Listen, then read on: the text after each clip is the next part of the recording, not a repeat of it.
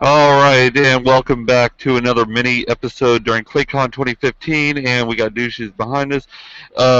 We are the Super Brawly Brothers, and we're going to talk about Fallout 4, what we thought, what we experienced, and why we're going to probably buy this game day one. So, as you can see, the one thing that they handed all of us before the presentation even started is these freaky ass Pit Boy masks that everybody, of course, put on and scared the shit out of Todd Howard when he came out. So right off the bat, Todd Howard came out, started talking about the history and the universe of Fallout and how it takes place in the quote unquote past after World War II. If the nukes would have went off and took out the entire, human population except for a select few.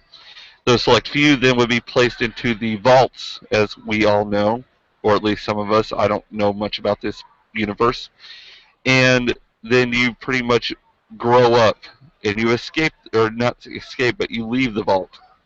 And this game does take place in Boston. So I know John is playing through Fallout New Vegas right now. So I want to get, John, your thoughts on your experience with New Vegas right now and how that's going, and then compare it to what you saw today and why you're so excited about Fallout 4. Well, I mean, first off, it's Fallout 4. It's absolutely fucking beautiful. But I don't know. The best way to describe it is it's all post-apocalyptic. It's what happened to the world after everything else occurred. Um, I mean, you've got destruction, you've got chaos, you've got all these things that you have to go and collect and then build. New Vegas is good. It plays really well, but when I saw Fallout 4, I just got super excited. It looks beautiful. The graphics obviously are updated to the new next gen or current gen, whatever the hell you want to call it. And it's going to be a day one purchase, like you said earlier. It's beautiful. It looks fantastic. The design elements that went behind it, everything that went into creating this game. I mean, they've been working on it for 3.5+ years, and we got to see some of the design behind how the companion of the dog works, how the motion capture works. I mean, we got to see a whole lot of stuff that wasn't available for you guys to see. And I don't know, it's incredible. It's going to be beautiful. It does seem like it's a game that we're going to get lost in, just like anything that Bethesda makes, whether it be Skyrim, Elder Scrolls, or now with Fallout 4 and the Fallout series. And I want to just go ahead and continue on from that. And Jerry, I know that you're kind of like me, where you'll play those games that could take up to 20 hours, but then there's these games like this that will take 60, 100, depending on how long you spend. Is it a little overwhelming to you? And what is your excitement level on this game? And are you prepared to escape Vault 111? Well, Scott, yeah, it is. And even if we're going to combine what we saw with, of course, the E3 presentation, there's a lot to do, right? The building aspect that you saw in E3, they didn't really go in today. What they went into was really the customization of your character through the special, strength, charm, things of those nature, and the different levels there. And it create the cool thing that came to my mind about that is you don't have to necessarily go in order as far as if you're working on your strength, going 1, 2, 3, 4 or whatever. You can go skip down to 10 if you qualify to do that, and you can do that across the board with all the different ones. And I think that creates a unique conversation and a unique for the individual that's actually playing. If you're playing it and John's playing it, you're working on your strength, but John's working on his charm, and you're at the same place. You two could have totally different experiences, and I think that's really cool. So it is a little bit overwhelming from a newbie trying to get into the RPG element. I think when I quote unquote have some time, I would definitely love to get lost in that world. I am pumped for it. It made me go out and buy Fallout 3 in New Vegas. So eventually I'll get into that. Other Scott, what's your thoughts on that? I really appreciated the RPG elements. I've for a long time played a lot of first-person shooters. Really couldn't get into them because they're very superficial. But this, I can really see spending a lot of time in. This is not a game that you sit down and play for 30 minutes and then just leave. You get invested in the story. You get invested in the characters. And if you're spending so much time developing your stats, developing your skills, you're going to commit for the long haul. And as was previously mentioned, this is something that's been in development for over 3 years. You can tell the time that has gone into the development, the quality of the actors, the quality of the graphics, and the gameplay alone. I'm not really that familiar with the Fallout series, so one of the things that I took away from this presentation was that it actually does back up a little bit into the past and doesn't rely on you having a knowledge of the previous Fallout games to appreciate it for what it is. And that's one thing that I also appreciated was the time that they showed, how many years that they spent developing this game. So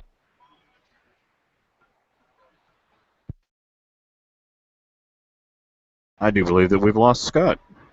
He has muted himself out yet again. Or you've unplugged yourself, one of the two.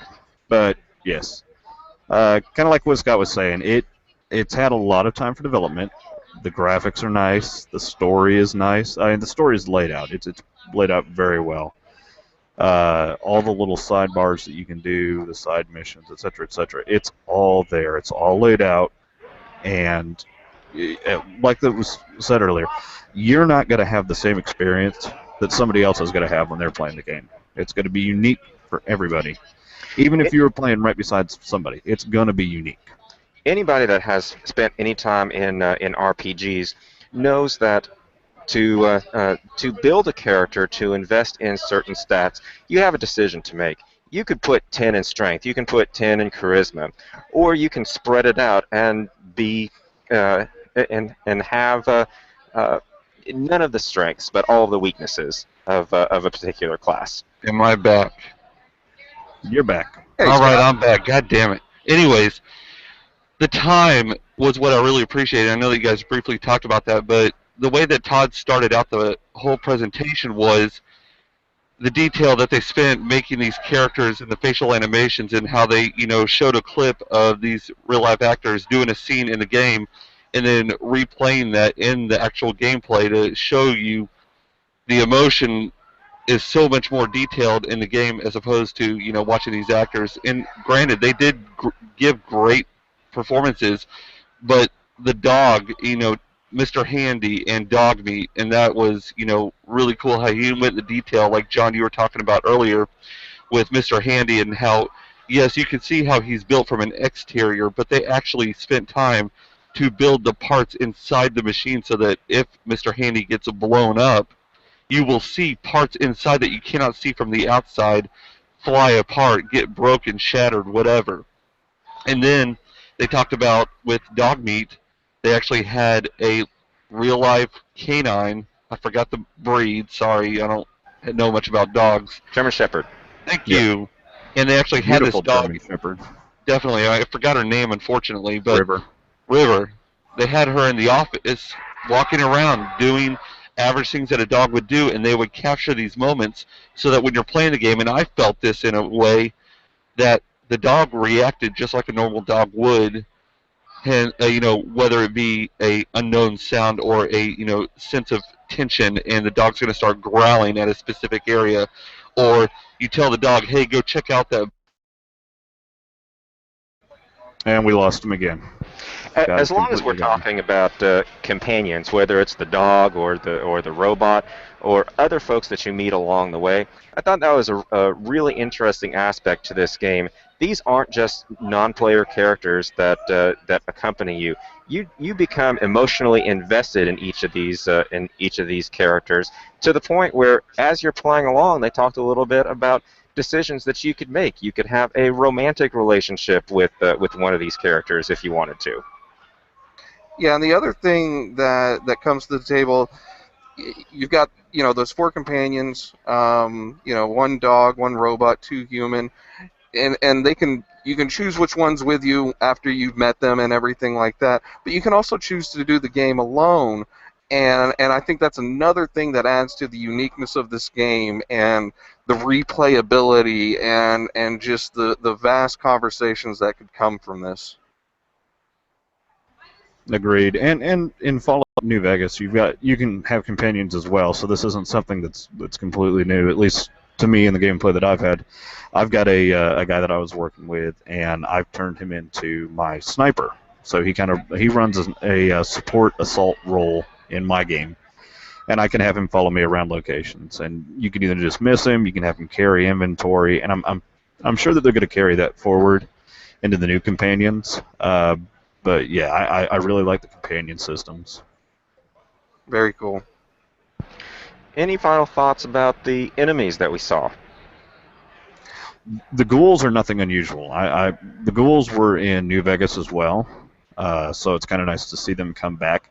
Although I like the redesign of how they look now. In New Vegas, they had kind of the green glow to them, and I didn't quite see that as much in the demo for 4. So I'm thinking that maybe they're not as radiated at this point. Yeah, and to continue on with that, I can't remember the official term for it, but where you can zoom in on a particular body part. The VAT system. The VAT system, thank you. I thought that's what it was. Okay, so that, of course, is not new, but it's still a cool aspect for somebody like myself or Scott, coming into this and everything like that. I think that's a pretty cool, unique thing to in comparison to other games, not previous Fallouts, but other games. It certainly differentiates itself from other first-person shooters, for example. Without a doubt, I like it a lot, and it's just going to get better. And of course, for anybody that's not an iOS user, the companion app. Well, there's going to be two. So there's two things. So there's actually a true companion app that's going to be developed for Fallout 4. But in the meantime, there's Fallout Shelter, and that is going to be available for the Android community here in a couple weeks. I think it was 8/14. Yeah, and also at that same time, the iOS users are going to get some major updates. Android's going to be at the same level at that point in time, but there is definitely some new challenges that are being introduced in Fallout Shelter, and of course new perks. And I'm definitely going to get that. It seems like I don't play a lot of mobile games, but that seems like something pretty cool that is with that. And of course, the companion app that you were talking about, that's going to be iOS and Android when Fallout 4 comes out as well. Correct. And it's good to hear that you're going to start playing mobile games too. I'm going to try. We're going to go for that. So hey, giving it a shot is all that it takes. Yeah. I think if you're going to start in mobile gaming, this is a good one. It looks very interesting. It doesn't look too terribly complicated, but it doesn't require the same kind of investment that Fallout 4 may. Right. Well, I think the consensus is that all 4 of us are excited for this game. I definitely will pick it up eventually. Mine is just a time thing, but it sounds like Scott, Flip, and John are all very excited about it. So the moral of the story is you should go buy it. Agreed. Definitely, if you're going to pick it up, it doesn't have to be a day one, but at least go pick it up within the first month or so. Support the developers. Show them how much we love this game and how much it's worth our time, their time and energy to build a great game for us. Most definitely. Well, Scott, thanks for joining us as our guest spot. Really appreciate that. My pleasure. And Scott, sorry you had so many technical difficulties. But it wouldn't be Quakecon if something went wrong, right? Exactly. All right, well, adios, muchachos.